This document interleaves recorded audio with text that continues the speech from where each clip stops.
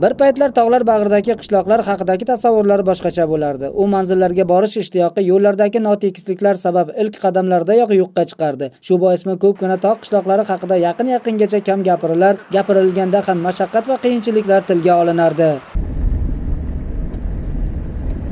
Mana bu tekis va ravon yo'llar bugun sizni shahar markazlariga emas, aynan olis tog' qishloqlariga olib borishi mumkinligini hatto tog'liklar ham tasavvur qilmasdi. Xummon qishlog'iga yo'lga chiqqanimizda biz ham yo'limiz ravon bo'lishini o'ylab ko'rmagandik. Sho'rasan, Vardon qishloqlarini yoqalab Xummon qishlog'iga yetarkanmiz. Asosiy e'tiborimiz asfalt yo'llarga qaratildi.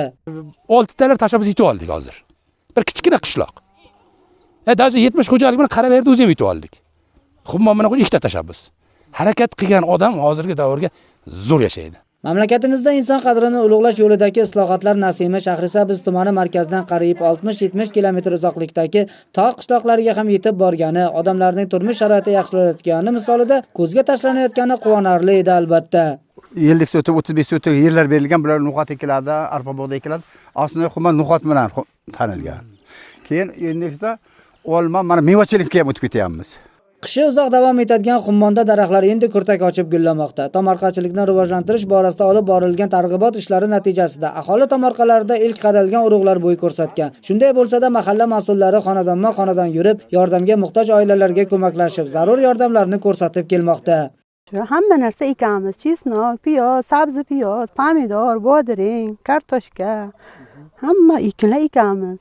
O'zimizning ro'zg'orimizni ta'minlaymiz, ziyodasini sotamiz.